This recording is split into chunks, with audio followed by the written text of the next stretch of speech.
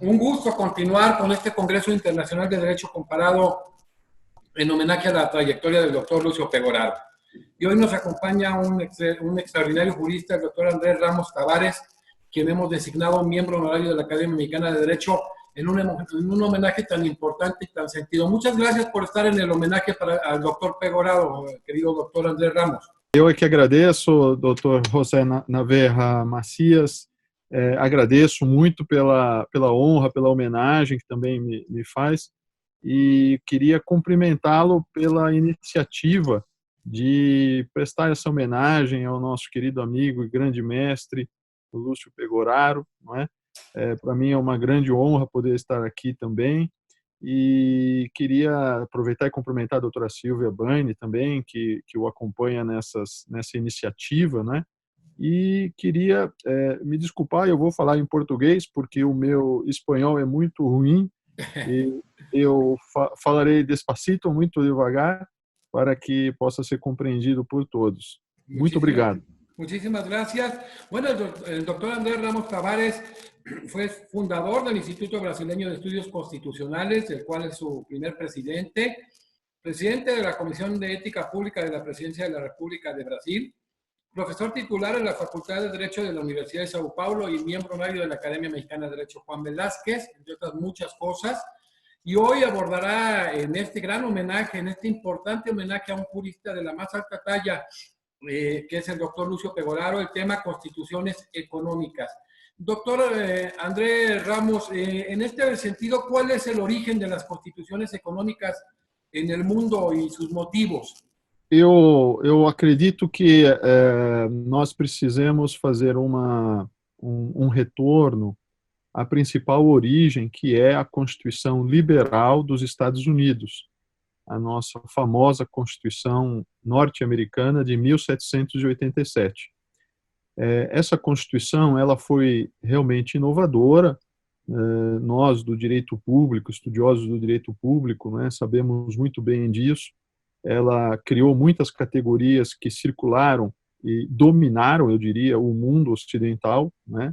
Ela criou o presidencialismo, né? Sabemos que até então não havia um modelo presidencialista no mundo, a Europa ainda vivia monarquias, né? Ela criou o federalismo, né? Nós sabemos que os estados foram até então todos estados unitários, né? Inclusive no Oriente. Ela criou o controle de constitucionalidade, né? O Judicial Review, com a Corte Suprema. Ela criou um poder judiciário profissional, né? Pela primeira vez na história, profissionalizou o cargo de juiz, embora ainda com muita influência democrática de indicação dos juízes, mas tudo isso foi realmente inovador. Mas o aspecto que nos interessa hoje, mais particularmente, foi o liberalismo, né, que permeou e está nessa Constituição como um modelo inicial das constituições, que é o constitucionalismo liberal. O constitucionalismo, ele nasceu liberal, né? Ele nasceu liberal justamente pela força das ideias liberais que estavam naquele contexto histórico, que elas eram realmente dominantes naquele contexto histórico. Então, o que o mundo teve como modelo de Constituição foi um modelo liberal de Constituição, não foi um modelo neutro de Constituição.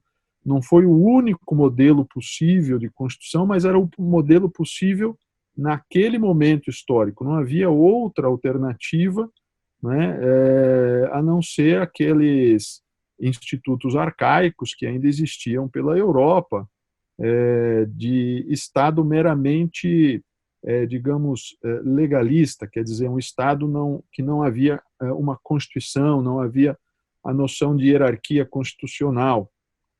Mesmo a primeira Constituição europeia, que foi a da França, de 1791, e as constituições seguintes, também da França, 1793, 1795, 1797, 1799, indicam que o modelo constitucional que migrou para a Europa ainda não era exatamente o bem compreendido. Ele não foi aplicado na Europa da mesma maneira em que ele foi criado nos Estados Unidos. Então, muito posteriormente é que essa Constituição norte-americana vai realmente influenciar o mundo e realmente, embora com o seu tempo, né, muito depois, ela realmente influenciou. E todos os países ocidentais que adotaram constituições se submeteram ao modelo norte-americano. Copiaram, né? Copiaram um modelo de constituição que é um modelo liberal de constituição. Eu acho que este é um dado preliminar, né? Uma primeira informação, né, doutor Naverra Macias, que é importante sublinhar para nós entendermos que o mundo teve que superar uma primeira barreira, que é a barreira do constitucionalismo. O mundo precisou primeiro entender o que era uma Constituição. Primeiro entender a importância, o significado de uma Constituição, e aí eu estou falando propriamente da Constituição política, né, como um ato jurídico supremo que limita o poder, né? Então, uma Constituição como limitadora dos poderes. Então, foi preciso primeiro, antes de qualquer outra discussão, absorver essa ideia força, essa ideia matriz norte-americana de que as constituições serviam à democracia, de que as constituições servem para limitar o poder, né?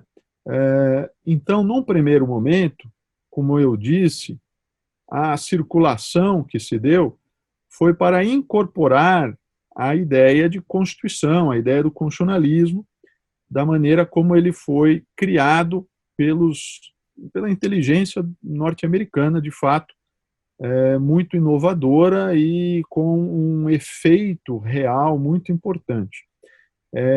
Então, é um ato político, aliás, esse é um dos aspectos que o nosso homenageado, o professor Pegoraro, nas suas obras sempre lembra, né? Quando ele fala do comparativismo, ele lembra da questão do direito constitucional comparado, né? E se o direito constitucional comparado,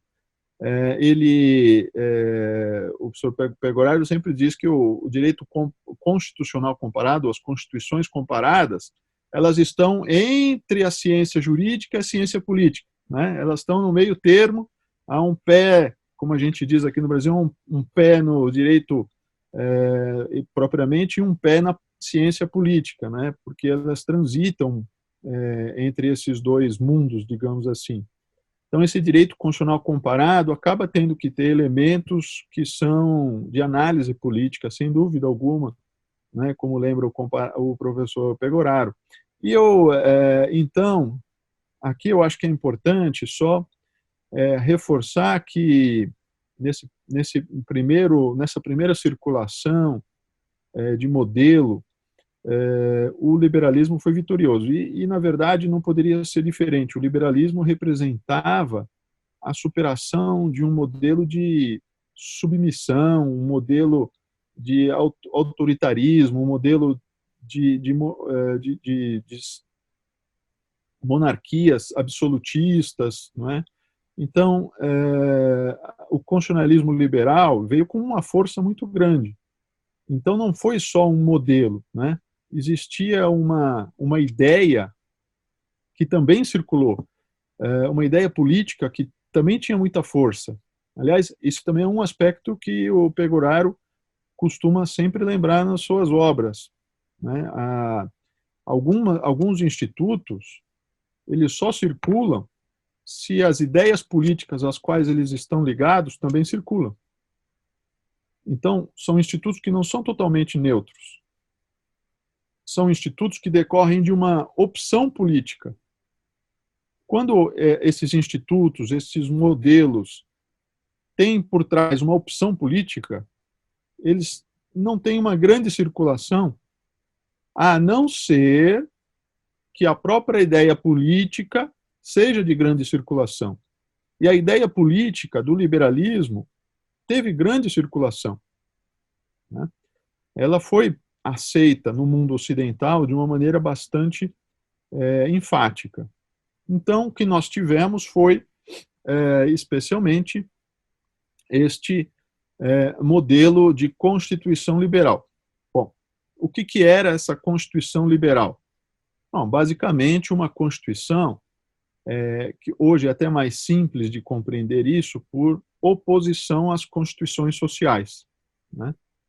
Essa Constituição liberal não tratava, e não trata até hoje, não é, de um Estado social. Ela não cria um Estado social, não contempla, não estabelece direitos sociais, né?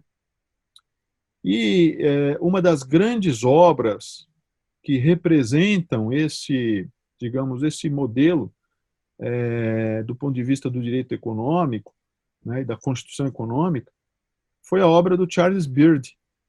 O Charles Beard, com a obra An Economic Interpretation of the Constitution of the United States, né, uma interpretação econômica da Constituição dos Estados Unidos, o que ele fez nessa obra? Ele analisou o pensamento dos constituintes, né, dos Founding Fathers norte-americanos. Quem eles eram, quais eram seus interesses econômicos, né? A maioria deles eram latifundiários, proprietários de grandes terras, e tinham interesses econômicos específicos, e também por isso criaram uma Constituição essencialmente liberal. Bom, essa origem, portanto, da Constituição norte-americana, como eu estou dizendo, pela obra do próprio Charles Beard, é uma origem patrimonialista, né? Do liberalismo, claro, né? Bom, mas há uma segunda origem, de um segundo modelo de constituições econômicas, que veio justamente com a Constituição do México, né, de 1917.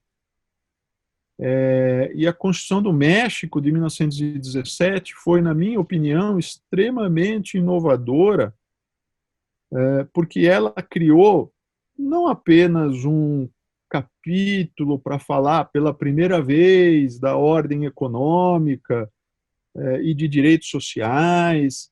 Não, também por isso ela foi importante, sem dúvida. Isso também foi uma inovação, sim, da Constituição mexicana, que cria um novo modelo, né? Também a Constituição mexicana, por exemplo, né, e criou uma novidade na época sobre a propriedade primária, né, que pertencia ao Estado, e o uso da propriedade pelo cidadão. Quer dizer, há uma série de inovações pontuais, né, e que algumas delas tiveram grande influência, inclusive nas constituições brasileiras, né? A Constituição de 1934 no Brasil teve influência da Constituição mexicana de 1917. Eu, inclusive, pude escrever um texto a convite do professor Ferrer MacGregor, né, por ocasião dos 100 anos, né, da Constituição mexicana de 1917, em que eu identifiquei essa influência da Constituição mexicana no constitucionalismo brasileiro, né? Foi uma Constituição importante em termos também de circulação de novos modelos, de um novo modelo. Mas esse novo modelo não foi só porque a Constituição, como eu disse, a Constituição tinha, né, se preocupava pela primeira vez com a ordem econômica e com a ordem social, mas não foi só por isso. É porque essa Constituição do México, pela primeira vez, ela incorpora o conflito social. Então, ao contrário da Constituição norte-americana, que é uma Constituição do constitucionalismo,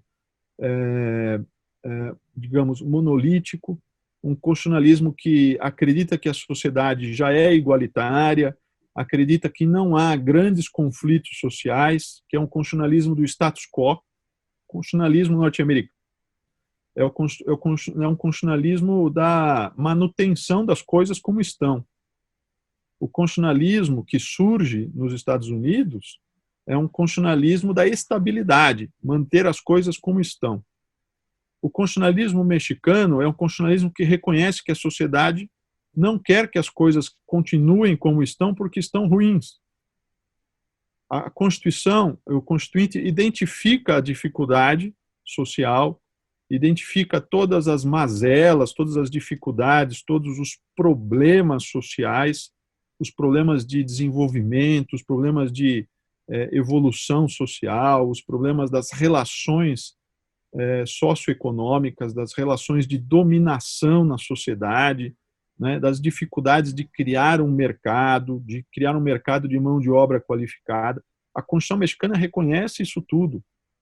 Faz mais vistas grossas, quer dizer, ela não deixa de observar os problemas, ela não ignora mais os problemas, como, aliás, vamos dizer a verdade, a Constituição norte-americana ela ignorava os problemas, né? Os Estados Unidos nunca foram uma sociedade igualitária, nem nunca foram uma sociedade sem conflitos morais. Pelo contrário, onde há maior conflito moral, né, e discordâncias morais é também nos Estados Unidos. Mas o constitucionalismo norte-americano era um constitucionalismo do status quo. Esse constitucionalismo só muda com a Constituição Econômica do México, de 1917. Então, como eu dizia, essa Constituição ela é muito importante, não só porque existe pela primeira vez artigos, normas dedicadas ao econômico e ao social, mas também porque essas normas incorporaram o conflito social para tentar uma mudança. É uma Constituição da mudança. É uma Constituição que quer alterar uma realidade, né? Aquele caráter que nós, na teoria do direito, sempre estudamos como o caráter contrafático das normas, né? A pretensão das normas de alterarem os fatos, alguns fatos, né? Então, esse constitucionalismo, essa Constituição Econômica Mexicana, é, pela primeira vez, um modelo de mudanças, né? Então, não é mais uma Constituição que tenta convencer de que a sociedade está bem, de que a sociedade é estável, de que a sociedade não tem conflitos e de que tudo deve permanecer como está. Não mais.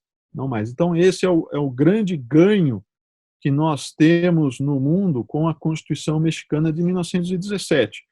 E, em seguida a ela, e costuma, muitas vezes, se dá muito mais importância à Constituição alemã do que a do México, mas a verdade é que a do México foi a primeira, e eu sempre tenho dito isso, mas a literatura sempre sempre acaba estudando com muito mais intensidade a Constituição alemã de 1919, a Constituição de Weimar.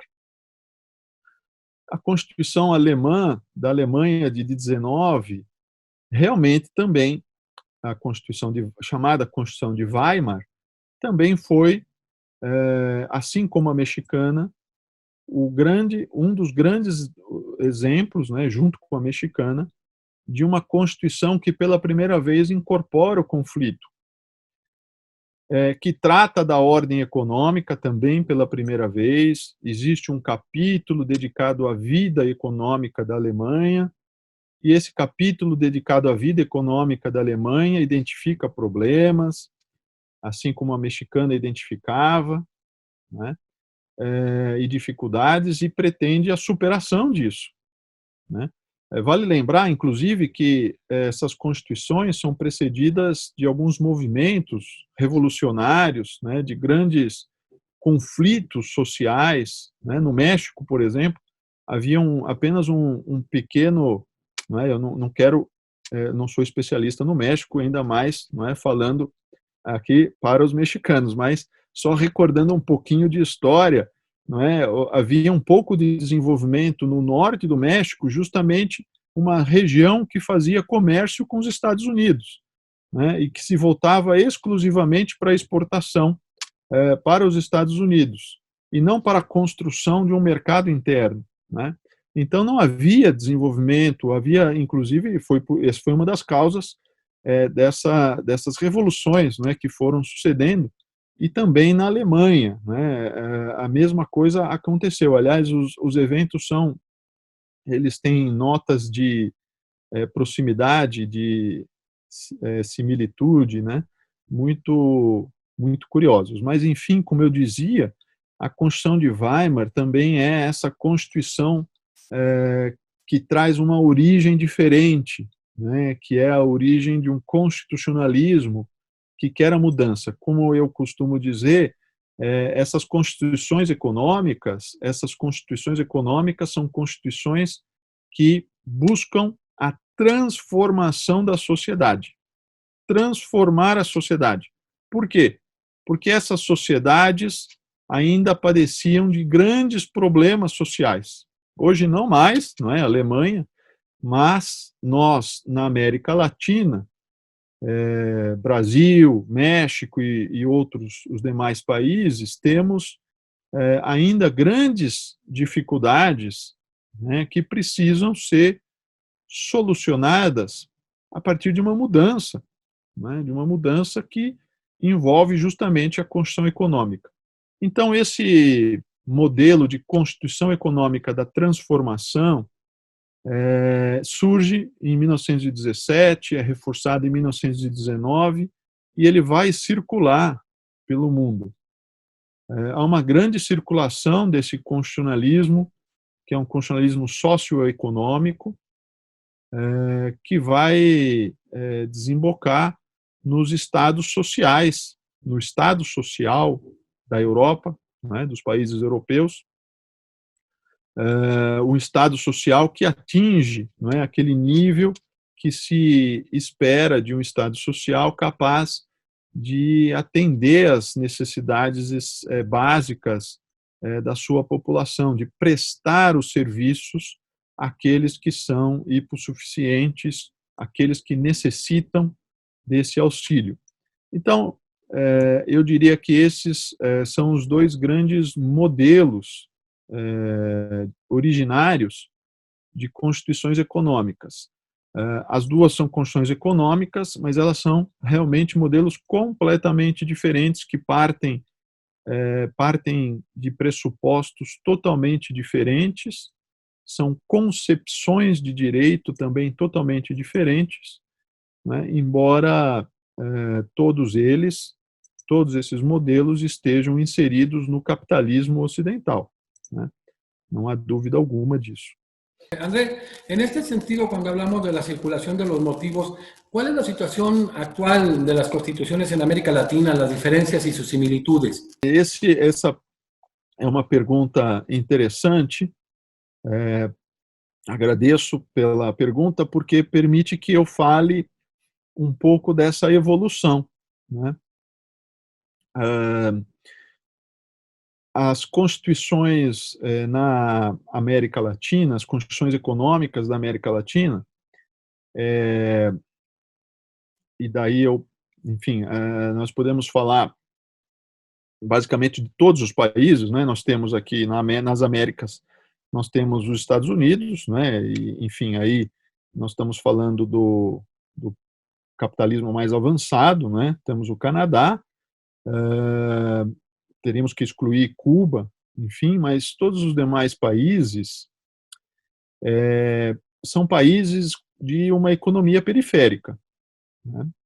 Uma economia ainda periférica, que isto significa basicamente que esses países ainda não conseguiram integrar as suas populações num contexto produtivo e digno do capitalismo. E isto é um dos grandes desafios que o mundo enfrenta hoje, né? Então, o que eu gostaria de observar sobre essa circulação e a evolução do conceito de construção econômica? É que as constituições econômicas na Europa, ao ao estabelecerem um elo muito forte com o Estado social, foram constituições que deram certo. As constituições dos países europeus, do Ocidente europeu, basicamente todos eles,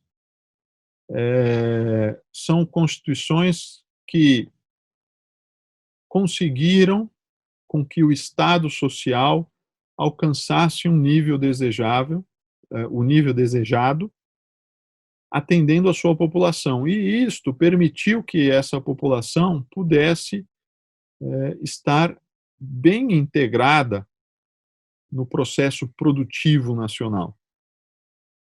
Porque esse processo produtivo do capitalismo depende de educação, né? Depende de saúde, né? Então, não é suficiente falar apenas do econômico.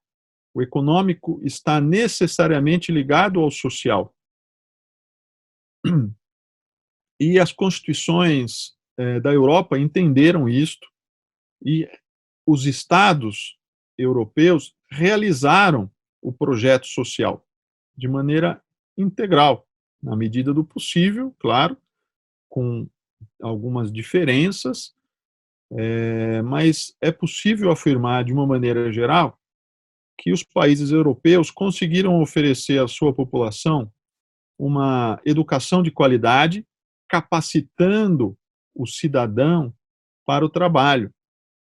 Porque aquele que não encontra trabalho por falta de condições técnicas, pessoais, perdão, aquele que não encontra trabalho não tem reconhecido a sua própria dignidade. A busca pelo pleno emprego, né, é algo essencial para a dignidade das pessoas. Aliás, um parênteses, a Constituição brasileira fala expressamente na busca do pleno emprego, porque isso é um aspecto da vida do indivíduo, poder a própria pessoa prover o seu sustento, sem ter que depender de ninguém, nem da família, nem do Estado, né?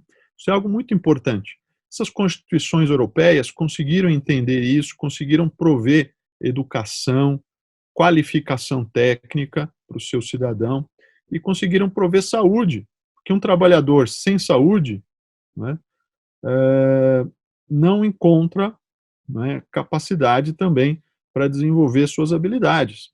Então, a saúde pública também foi muito importante. Então, nós temos um Estado social europeu que funcionou. E aí vem o nosso grande dilema na América Latina. E é por isso que eu estava falando desse aspecto. André, en este sentido, cuando hablamos de estas constituciones económicas, dentro de las dificultades de su adopción, ¿qué pasa cuando asumen estas constituciones una connotación también política? Só me permita, então, eu vou responder... Perdão.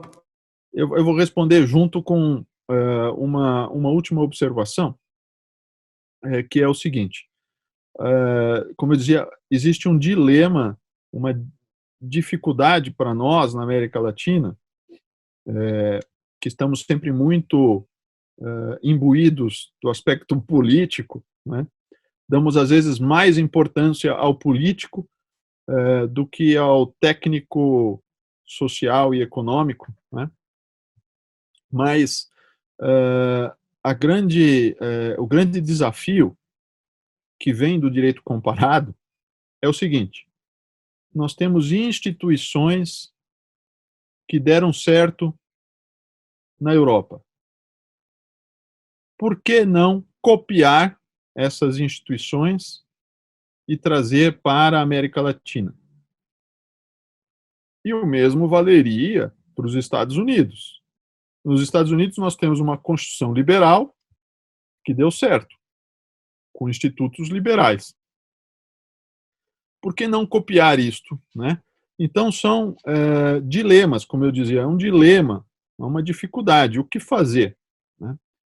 E, no fundo, esse dilema é um dilema que eu diria político, né? Muitas vezes, nós fazemos opções que são apenas opções políticas. O que isso quer dizer? Que são só impressões subjetivas, não tem fundamento, não tem maiores estudos, não tem uma preocupação mais profunda, né? São opiniões, né? Opinião política, pessoas da esquerda, da direita, né? Destra, sinistra, pessoas que têm aí as dificuldades que são próprias da disputa do espaço político, né? Então, qual que é o que eu gostaria de dizer? Que é um falso dilema. Na verdade, é um erro imaginar que instituições possam ser importadas e possam transformar a nossa realidade. Primeiro, porque o desenvolvimento não se dá por estágios.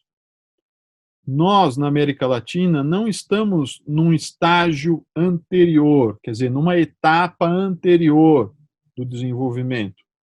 Nós não estamos, por exemplo, na etapa em que a Alemanha estava na década de 70, ou que os Estados Unidos estavam na década de 60, 70. Porque o desenvolvimento não se dá dessa maneira. Nós estamos num outro momento histórico, com outros desafios tecnológicos, com outras realidades, são outras as pressões internacionais, né? Então não se pode imaginar que o desenvolvimento se dá por etapas e basta a América Latina aguardar o seu momento. Não é assim. Nós estamos todos no mesmo modelo econômico. E os países centrais e os países periféricos são uma única realidade. Os países periféricos não são uma realidade atrasada. Não, eles são a realidade atual. Esta é a realidade e os países centrais dependem dos países periféricos e vice-versa. É um único mecanismo. Não são mecanismos em tempos distintos ou com velocidades distintas. Não é isso. Então, a nossa dificuldade, na América Latina, é, em primeiro, enxergar, entender que importar institutos não vai servir, não vai ser suficiente para o nosso desenvolvimento, né? Então, esse é um primeiro ponto. Um segundo ponto bom, como eu já acabei de dizer, nós estamos dentro de um mesmo sistema, né? Terceiro ponto, os países da América Latina, quase todos, eles têm, como sempre tiveram, segmentos, áreas econômicas de excelência, de super desenvolvidas, de grande tecnologia, né, que convivem ao mesmo tempo com áreas subdesenvolvidas, atrasadas, pré-capitalistas. Então, no Brasil, vou falar do Brasil como exemplo. Já falei do México, não é, lá atrás, que também tinha essa mesma característica, né? Mas vou falar do Brasil. O Brasil é um país hoje, é um país agroexportador. Ele exporta matéria-prima, né? Ele exporta commodities, né? Minério de ferro, soja, e o agronegócio no Brasil, ele é um dos mais desenvolvidos do mundo. A tecnologia da agroindústria brasileira é das mais desenvolvidas do mundo, inclusive mais desenvolvida do que a dos Estados Unidos em muitos aspectos. E é só isso que permite que nós, no Brasil, consigamos exportar, mesmo não tendo ferrovias, né, como nos Estados Unidos, porque é uma indústria de tecnologia de ponta. E no mesmo Brasil, o mesmo Brasil tem milhares e milhares de pessoas em condição pré-capitalista. O que é uma condição pré-capitalista? Uma situação em que essas pessoas produzem apenas para o seu consumo. Economia de subsistência, economia medieval. Não tem circulação de mercadoria, não tem troca. Essas pessoas não estão no mercado, não vão ao mercado, não têm condições econômicas, não têm dinheiro, né? E outras situações que existem no Brasil de pessoas que estão equiparadas a uma situação análoga à de escravo, né? Em zonas atrasadas do Brasil. E a indústria brasileira, de ponta, se aproveita também destas situações. Então, da mesma maneira que no âmbito internacional, né, os países periféricos e os países centrais formam uma mesma realidade, e não uma realidade avançada e uma realidade mais atrasada que vai alcançar a realidade avançada, não. Né, uma única realidade, internamente nos países, isso também se reproduz, a mesma coisa acontece. E por que eu estou falando disso tudo? Né? Primeiro porque, de fato, a decisão política é muito importante, a decisão política de superar essa realidade. Né? Nós precisamos romper uma cultura latino-americana, né, de mesmice, de manutenção dessas situações, né, de descaso do poder público, do Estado, com a população. É um descaso, é um despreparo, né? As autoridades públicas, muitas das autoridades públicas, dos governantes, deixaram de cumprir deveres mínimos, né? Mas, mais do que isso, nós temos também, e aí eu falo do Brasil, o Brasil tem hoje a Constituição de 1988, uma Constituição de 32 anos, né, que foi uma Constituição, em alguns pontos, precursora, inovadora, porque ela não copiou o Estado Social europeu. Ela percebeu que no Brasil não basta, não é suficiente que o Estado ajude as pessoas que precisam. Essas pessoas precisam ser ajudadas. Essas pessoas que não têm condições de prover a sua subsistência, condições de miséria absoluta, de pobreza, marginalização, essas pessoas precisam do Estado. A Constituição brasileira impõe essa ajuda, exige que elas sejam ajudadas, mas vai mais longe, porque isso não será suficiente. Não é suficiente mais distribuir serviços públicos.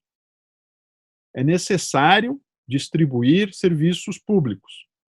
É necessário, é imperioso distribuir, prestar serviços básicos, mas não é suficiente.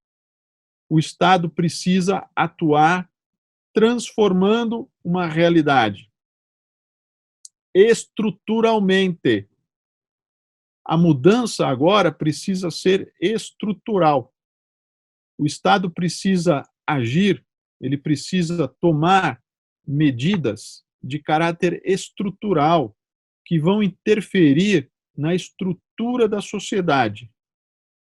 Então, esse Estado no Brasil, nós temos chamado de não apenas de Estado social, mas de um Estado desenvolvimentista, no sentido de que é um Estado que se ocupa do social, se preocupa com o social, exige e oferece serviços básicos, mas é um Estado que tem que ter uma preocupação a mais, além daquela preocupação dos Estados sociais europeus. Aquela preocupação dos Estados sociais europeus está no passado. A realidade hoje é outra. Então, é preciso de algo mais. É preciso que o Estado interfira em relações sociais que são degradantes, em relações sociais que foram se consolidando, mas impedem o progresso, impedem o desenvolvimento, não é? Muitas vezes isso acontece em relação às próprias riquezas naturais do país. Não estou nem falando do mercado. O mercado no Brasil é um mercado capitalista, não há dúvida. Ninguém duvida disso, não há alternativa. O problema é como isto está ocorrendo. Então, a Constituição brasileira, por exemplo, ela estabeleceu que os bens naturais, os recursos naturais, né, minério, petróleo, etc., pertencem à União, quer dizer, pertencem ao povo brasileiro. Então, os lucros, os benefícios da exploração não podem ficar apenas nas mãos de poucos particulares. Não é possível transferir a riqueza nacional para alguns poucos empresários. Então, isso é um ponto que está na Constituição brasileira e não está por acaso, não é uma coincidência, não é uma coisa aleatória. É algo que foi pensado estruturalmente, porque essa é a única possibilidade que resta para a transformação. Do contrário, penso eu, nós estaremos sempre discutindo a mesma coisa, que é uma coisa circular, que não serve a ninguém, que é a escassez de recursos. Não adianta, não serve para a América Latina ficar se debatendo sobre escassez de recursos, falta de dinheiro, né? Falta de investimentos. Né? É preciso encontrar fontes, né, de recursos. E essas fontes vêm justamente dos bens públicos, né, dos recursos naturais. Então, isso é muito importante, porque, do contrário, né, nós cairemos sempre naquela velha discussão que, no fundo, tem um caráter liberal, né, de que os governos precisam seguir só a austeridade. A austeridade não leva ao desenvolvimento. É preciso planejar o futuro. O futuro não vem de graça. Né? Então, essa é a grande responsabilidade, eu penso que a grande responsabilidade das constituições econômicas da América Latina é a responsabilidade por pensar e planejar o futuro. Do contrário, as próximas gerações não terão nada, não poderão sobreviver, né? Haverá muito maior miséria, né? Então, é muito importante, eu acho que essa é uma diferença que veio com o constitucionalismo mexicano e que deve ser implementada nesses termos, né, que acabei de indicar, que expandiram, digamos assim, essa pretensão das constituições econômicas para os países periféricos, da economia periférica, como os países da América Latina. Né? Então, para isso tudo precisa de uma decisão política também. Né? Como lembrava o professor Naverra Macias, uma decisão política é essencial, a vontade política, né? E a vontade política é um outro grande problema na América Latina, mas aí é um problema para uma outra discussão, não é? Claro, haremos alguna mesa de análisis y obviamente que participe el doctor Andrés Ramos Tavares. Doctor, para concluir, en este sentido, ha sido extraordinario más el momento que estamos viviendo con la pandemia y todas esas constituciones. ¿Qué ha aportado o qué le ha aportado al derecho al doctor Lucio Pegoraro y qué ser humano es Lucio Pegoraro, la experiencia que tiene usted, doctor Andrés Ramos, al cual le tiene mucho aprecio el doctor Pegoraro? As lições do Pegoraro são lições importantes em todas as áreas, não é? Ele realmente ele tem uma sensibilidade jurídica e também da ciência política muito grande, e ele sempre soube aliar essas duas análises e oferecer soluções muito importantes, muitas advertências, chamando atenção para muitos pontos. Eu recordo aqui, inclusive, que eu tive a oportunidade de publicar um texto do Pegoraro na revista que eu coordeno aqui no Brasil, a Revista Brasileira de Estudos Constitucionais. Isso foi publicado em 2009, um texto do Pegoraro, em que ele trata justamente dos direitos fundamentais, né? E o uso, que ele chama lá, o uso conotativo dos direitos. Quer dizer, a questão das palavras, o sentido e o significado da palavra direitos, né? E direitos fundamentais, e justamente a discussão que em algumas línguas direitos e liberdades não se confundem, não é possível um integrar o outro, né? Ele dava o exemplo da Constituição albanesa. Isso é muito interessante, de fato, até porque na Constituição brasileira nós temos uma discussão muito grande sobre isso, porque a Constituição brasileira é uma Constituição com muitos direitos fundamentais, porque ela veio como uma resposta a um período autoritário do Brasil, né, ao regime militar, ditatorial, superado pela democracia, e essa Constituição já é feita na democracia, durante a democracia, o início da redemocratização brasileira. Então, há muitos direitos, e eles foram colocados, inclusive, simbolicamente, no começo da Constituição, logo no artigo 3º, 5º da Constituição, são os direitos fundamentais. Mas, depois, lá na frente, a Constituição brasileira diz que os direitos individuais não podem ser reduzidos, não podem ser alterados. E aí nós temos uma discussão, né? Os direitos individuais são os direitos fundamentais ou são apenas as liberdades, né? Então, é um texto muito interessante do Pegoraro, que nós publicamos aqui em 2009.